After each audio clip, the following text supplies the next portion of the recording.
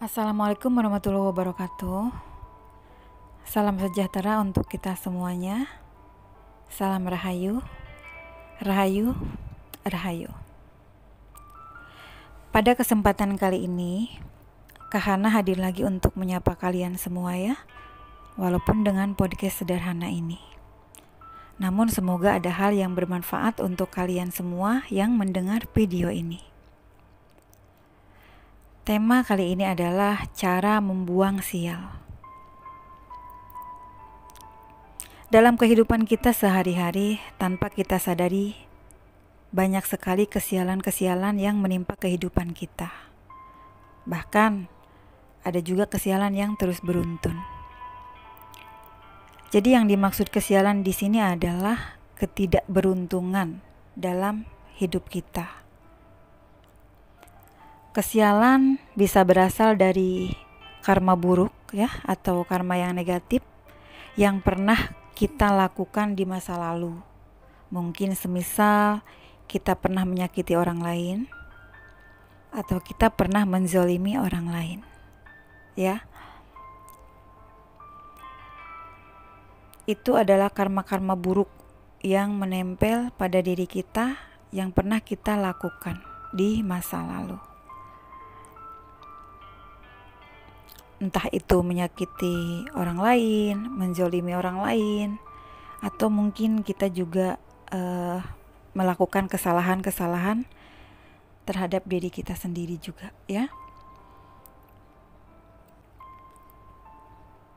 Kesialan yang beruntun akan membuat hidup kita terasa susah dan sangat tidak nyaman. Untuk itulah kita harus tahu bagaimana cara untuk mengatasi kesialan tersebut atau membuang sial tersebut. Cara yang pertama adalah berdoa.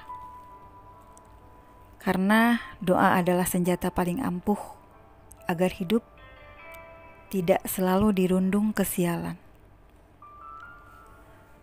Berdoalah menurut kepercayaan kalian masing-masing.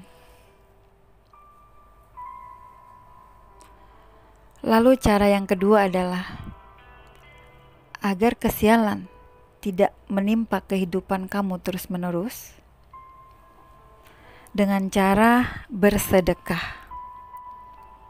Bersihkan rezekimu.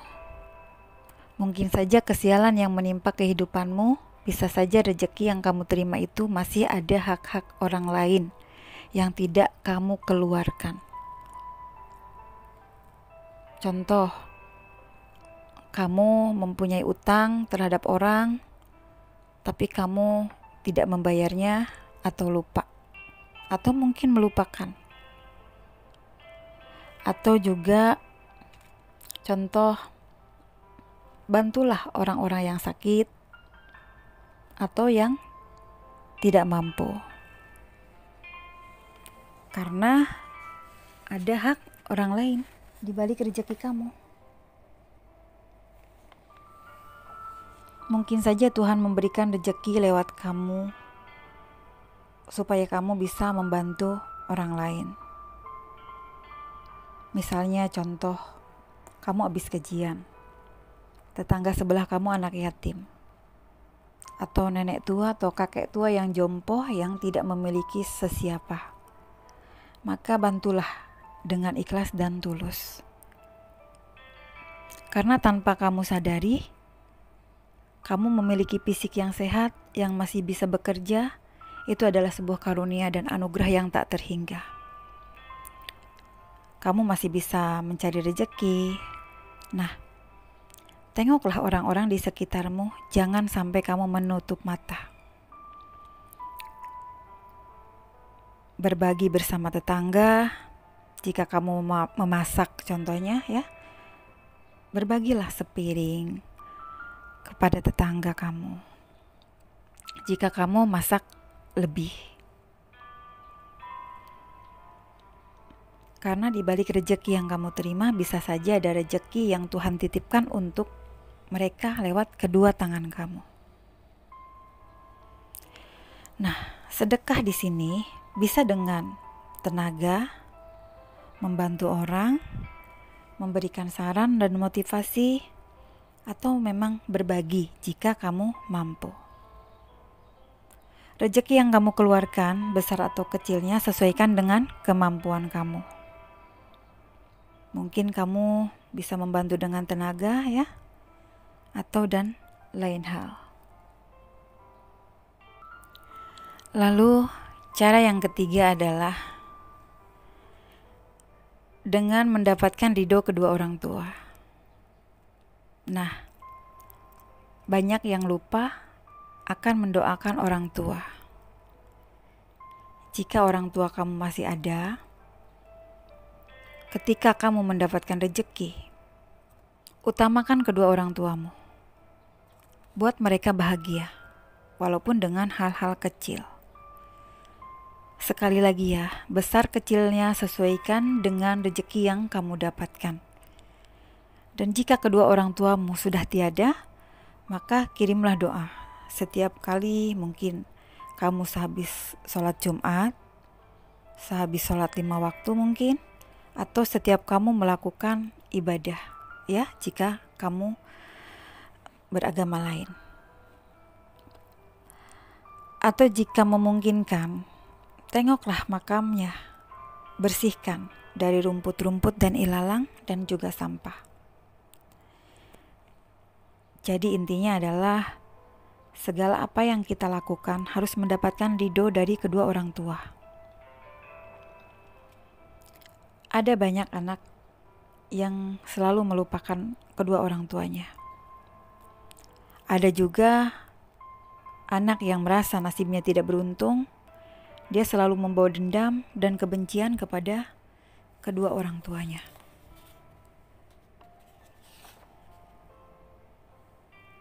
Apakah dengan begitu akan membuat hidupmu maju? Mari menjadi sebuah perenungan diri kita. Mungkin saja kesialan yang selalu kita dapat itu sebab dari kebencian yang terselip di dalam hati kita dan pikiran kita terhadap kedua orang tua kita. Mungkin ini adalah PR untuk kita semua untuk memperbaiki itu. Sambung kembali silaturahmi bersama kedua orang tuamu. Jika kamu merasa sedang tidak mampu memberikan secara materi, maka kamu bisa melakukan hal-hal kecil yang bisa membuat orang tua kamu tersenyum. Mari merdekakan diri kita dari rasa benci dan dendam kepahitan kepada kedua orang tua kita.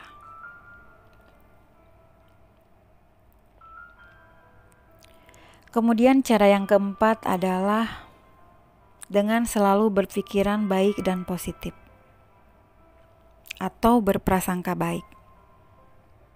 Nah, ini penting ya.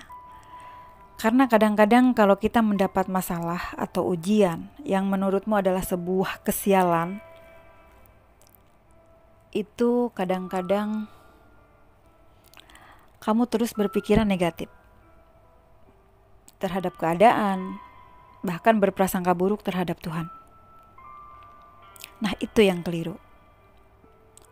Yang paling baik adalah selalu berpikiran baik, menjaga pikiran kita supaya tetap positif terhadap bentuk ujian yang menimpa kita.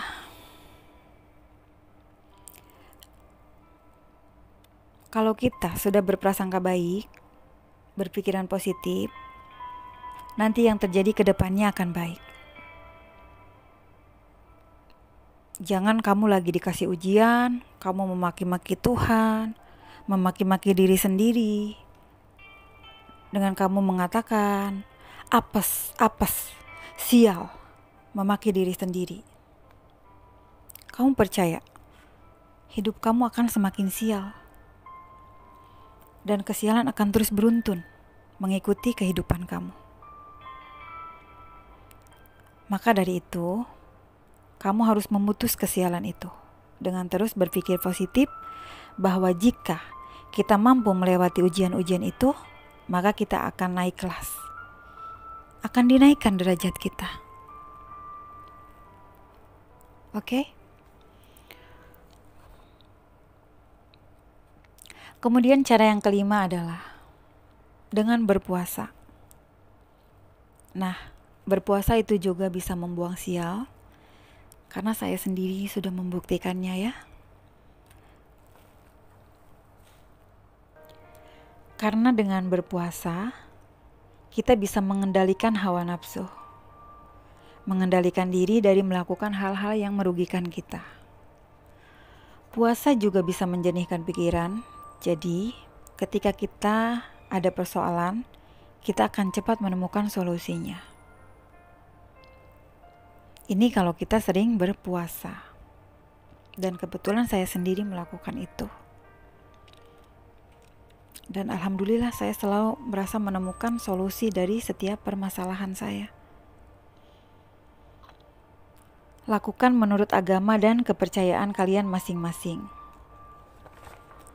Puasa itu ada puasa weton, ada puasa Senin Kamis, atau puasa sunnah lainnya. Ya, lakukan sesuai kepercayaan kalian masing-masing. Lalu cara yang keenam adalah melakukan ruwatan. Banyak sekali ya cara ruwatan membuang sial. Makanya ada banyak nama ruwatan ya. Contoh-contoh ruwatan itu kayak ada ruwatan sengkolo, sedekah bumi, atau lain-lainnya. Kalau saya sendiri melakukan ruwatan dengan berdoa, lalu saya mengambil garam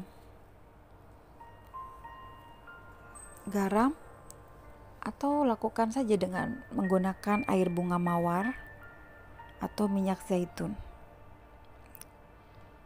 Kamu berdoa, lakukan, dan mandi ya.